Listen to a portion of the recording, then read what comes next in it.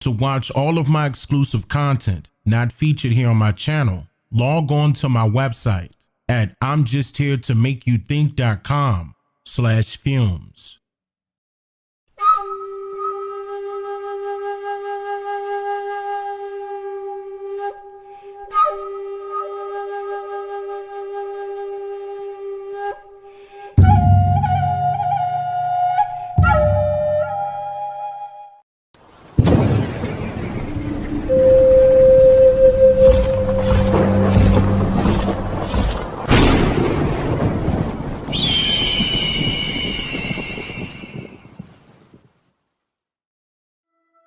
OCO everyone. Now, this segment is part 2 of my series on how to create your own country, in which I will pick things up where I left off in part 1, where I shared detailed information concerning methods utilized by foreigners to inject their own form of government upon the sovereign lands of Turtle Island, now referred to as America. And these methods, by way of acts, treaties, and statutes, became the laws of the land that Americans inadvertently abide by still today, making it possible for foreign corporations to create their own countries, cities, and states in order to lawfully conduct intercourse with the original inhabitants of this land, who are the Niji, which also means that it is not impossible for you to create your own country, simply because it is not impossible to create your own business. And that still may seem like an impossible task to you due to what you are told about this government and how it operates. But to borrow a quote from poet Edgar Allan Poe, believe nothing you hear and only one half that you see.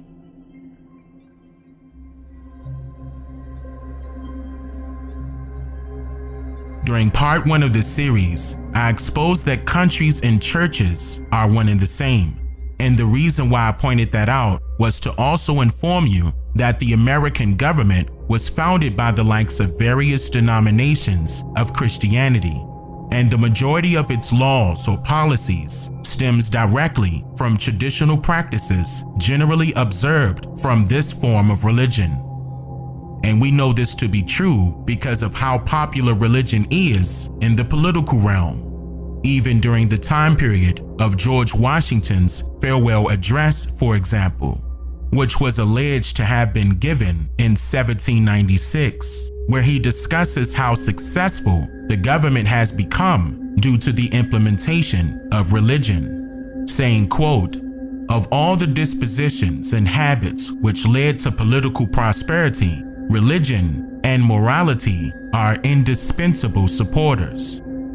Which should make you ask some questions, like, does religion actually exist in government policy? And if it does, then which religious organization or corporation is mysteriously chosen to dictate the outcome of these policies? And how does that work when not every religion is represented in the government today? And to add to that point, does a policymaker have the right to show favoritism towards their specified believers while policy making? See there? Could that be the reason why Thomas Jefferson advocated for the separation of church and state? I'm not suggesting that every progressive suddenly latch on to religious terminology. That can be dangerous. Nothing's more transparent than inauthentic expressions of faith. As Jim mentioned, the politicians who come and they're clapping kind of off rhythm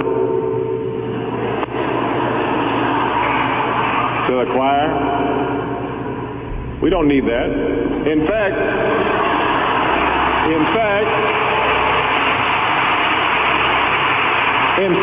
because I do not believe that religious people have a monopoly on morality, I would rather have someone who is grounded in morality and ethics and who is also secular affirm their morality and their ethics and their values without pretending that there's something they're not. They don't need to do that. None of us need to do that.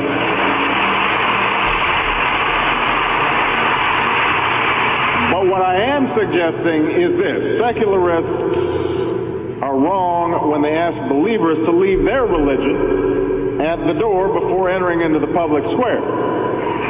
Frederick Douglass, Abraham Lincoln, William Jennings Bryan, Dorothy Day, Martin Luther King, the majority of the great reformers in American history were not only motivated by faith, but they repeatedly used religious language to argue for their cause. So to say that men and women should not inject their, quote, personal morality into public policy debates is a practical absurdity.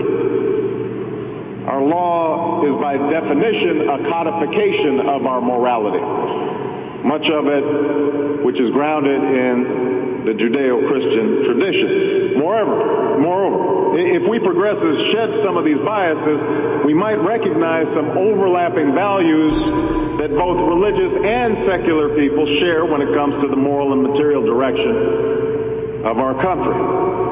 We might recognize that the call to sacrifice on behalf of the next generation, the need to think in terms of thou and not just I, resonates in religious congregations all across the country.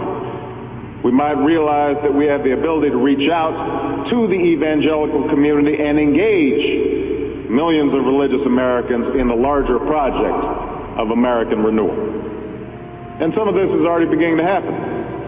You know, pastors, friends of mine like Rick Warren and T.D. Jakes are wielding their enormous influence to confront AIDS, and third world debt relief, and the genocide in Darfur.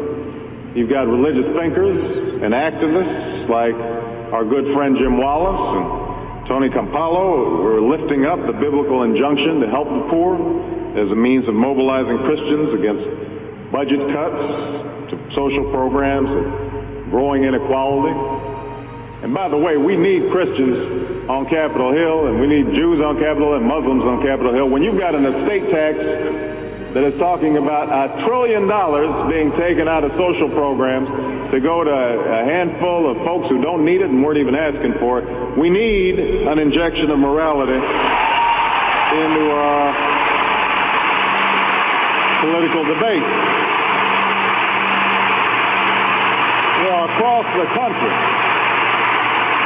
Across the country, individual churches like my own and your own are sponsoring daycare programs and building senior centers and helping ex-offenders reclaim their lives and rebuilding the Gulf Coast in the aftermath of Katrina. So the question is, how do we build on these still tentative partnerships between religious and secular people of goodwill?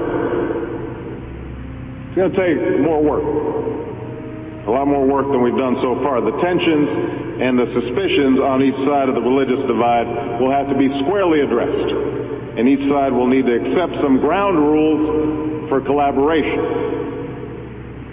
While I've already laid out some of the work that progressive leaders need to do on this, I want to talk a little bit about what conservative leaders also need to do. Some truths they need to acknowledge. For one thing, they need to understand the critical role of the separation of church and state in not just preserving our democracy, but the robustness of our religious practice. You know,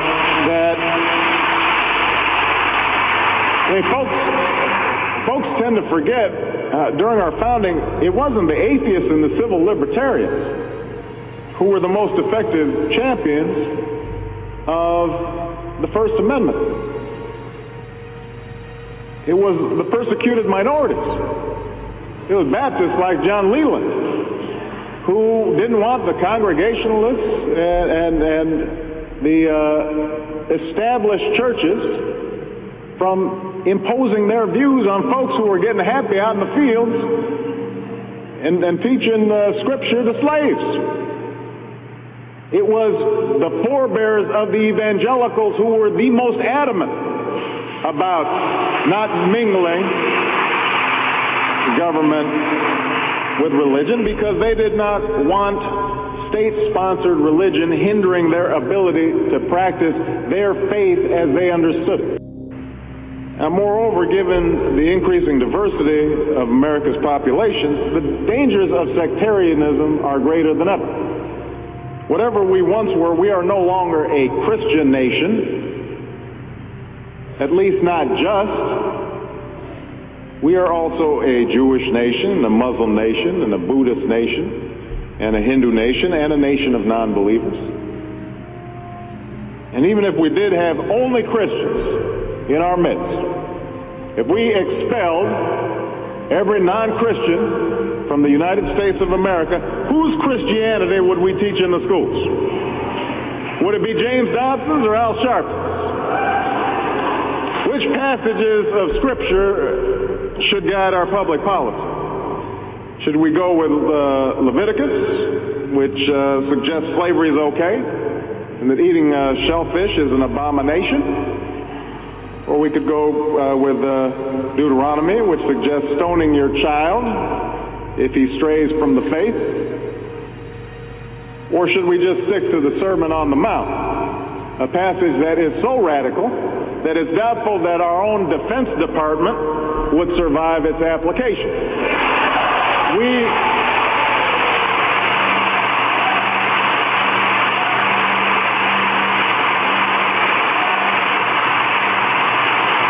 So before we get carried away, let's read our Bibles now. Folks haven't been reading their Bible. Folks haven't been reading their Bible. Folks haven't been reading their Bible. Folks haven't been reading their Bible. This means that a form of religion does in fact influence government policy still today, to the point where there is no actual separation between the church and the state, simply because imposing policies in a state is the exact same as imposing religious beliefs in a church. According to the Britannica Encyclopedia on the subject of church and state, it says that, quote, in the 17th century, there were few who believed that diversity of religious belief in a church unconnected with the civil power were possible in a unified state. Common religious standards were looked upon as a principal support of the political order. The Puritans, for example, who fled religious persecution in England in the 17th century, enforced rigid conformity to church ideas among settlers in the American colonies. Side note, the word Puritanism is, quote, a religious reform movement in the late 16th and 17th centuries that sought to purify the Church of England of the remnants of the Roman Catholic popery that the Puritan claimed had been retained after the religious settlement reached early in the reign of Queen Elizabeth I. Puritans became noted in the 17th century for a spirit of moral and religious earnestness that informed their whole way of life, and they sought through church reform to make their lifestyle the pattern for the whole nation. Their efforts to transform the nation contributed both to civil war in England and to the founding of colonies in America as working models of the Puritan way of life. Our Constitution opens with the words, as trite as it sounds, we the people. Well, it's time to remember that we the people are the government. Well, it's time to remember that we the people are the government. You and I, not some force in a distant capital, not some powerful force that we have no control over. It's us. It's we the people. In another era, when our democracy was tested, Franklin Roosevelt reminded us, in America, we do our part. We all do our part. That's all I'm asking, that we do our part, all of us. If we do that, we will meet the center challenge of the age by proving that democracy is durable and strong. Autocrats will not win the future. We will. America will. And the future belongs to America. What's also important to note here are the companies, or rather corporations, that are said to be responsible for allegedly founding the states or estates of America, according to what the mysterious writers of American history claims. it was said that the Church of England and the congregational churches, meaning the Protestant churches, were the missionaries who propagated the gospel in foreign parts to them, because they are not primordial inhabitants of Turtle Island, known as America.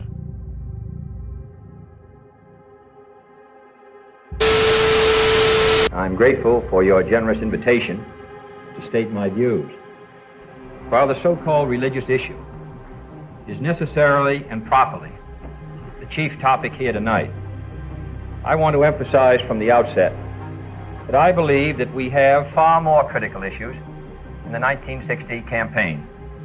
The spread of communist influence until it now festers only 90 miles from the coast of Florida, the humiliating treatment of our president and vice president by those who no longer respect our power, the hungry children I saw in West Virginia, the old people who cannot pay their doctor's bills, the families forced to give up their farms, an America with too many slums, with too few schools, and too late to the moon and outer space. These are the real issues which should decide this campaign, and they are not religious issues. For war and hunger and ignorance and despair know no religious barrier. But because I am a Catholic, and no Catholic has ever been elected president, the real issues in this campaign have been obscured, perhaps deliberately, in some quarters less responsible than this. So it is apparently necessary for me to state once again, not what kind of church I believe in, for that should be important only to me, but what kind of America I believe in. I believe in an America where the separation of church and state is absolute, where no Catholic prelate would tell the president, should he be Catholic, how to act, and no Protestant minister would tell his parishioners for whom to vote. So now you know which religion was chosen to influence governmental policies in America, still to this very day. And both the church and the state are said to be good things because they somehow fill an imaginary gap that some people believe they need, as if they are not naturally born with it individually. Like, for example, life principles, or even making their own moral decisions without living in fear of actually accrediting themselves for setting personal goals and achieving them, instead of giving that credit towards a stranger. So realistically, you must be cognizant that an enemy may appear as if it is the light, when it's all an illusion due to reality being based upon what you can see done in the dark. Like, if you were to ever create your own country, for example, you are in fact guaranteed protection under your own right. And the government also guarantees this protection as your right. In the First Amendment of the U.S. Constitution, where it says, quote, "Congress shall make no law abridging the right of the people peaceably to assemble." Now, obviously, people would generally associate the freedom to assemble, or rather known as freedom of assembly, as a constitutional right that guarantees the protection of an individual to assemble. For example, a protest against some government policy, or the protection against any government interference with an individual assembling their own place of worship, or maybe even to speak freely at their own public or private conference. And while that's all true, it does, however, extend to a greater measure and degree when it comes to fundamental human rights. We can all agree that the words of the English language carry double or more meanings. So when it comes to the words utilized throughout the U.S. Constitution, there is no exception. So where the First Amendment states peaceably to assemble, the word peaceably can be interpreted by the mind relating to being nonviolent.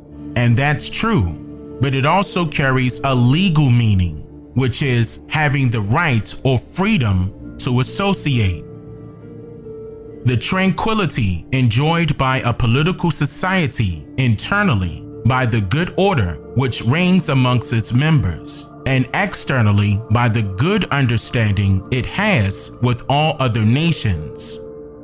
Now, that may ring a bell with some of you who are familiar with hearing the term freedom of association, which is normally used interchangeably with freedom of assembly, indicating that they are in fact one and the same.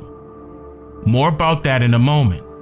The First Amendment states that, quote, Congress shall make no law abridging the right of the people peaceably to assemble, which also indicates that the right of the people is such a basic human right that constitutionally any government is forbidden from trespassing your choice of association.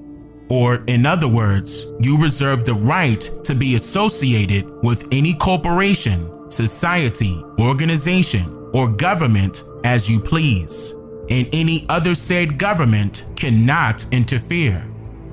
This very point is also echoed in the definition of constitutional liberty or freedom in the Black's Law Dictionary, stating, quote, such freedom as is enjoyed by citizens of a country or state under the protection of its constitution, the aggregate of those personal, civil, and political rights of the individual, which are guaranteed by the Constitution and secured against invasion by the government or any of its agencies. So, with that being said, we can easily determine that a government is nothing more than an organization, and Congress is another way of saying assembly. Listen closely. The word Congress is defined as a large formal meeting of representatives from countries or societies at which ideas are discussed and information is exchanged. And then the word assembly is defined as, quote, the concourse or meeting together of a considerable number of persons at the same place, also the persons so gathered. Popular assemblies are those where the people meet to deliberate upon their rights. These are guaranteed by the Constitution. End quote. Now, I mentioned earlier that the term freedom of assembly is commonly used interchangeably with freedom of association. It is defined as, quote, the right to be with other people for a legal reason, cause, or purpose with no bias or interference. A government may be required to allow its citizens to join a particular organization. The bylaws of the organization may yet prohibit accepting some and excluding others. So, in conclusion, creating your own country or county or state is not only achievable, but it is also your fundamental human right. And that right is even protected and guaranteed by the U.S. Constitution. So whenever you get tired of marching and protesting and reposting hashtags in hopes that things would change for the better, just note that when you get good and ready, you reserve the right to assemble your very own freedom. I'm just here to make you think.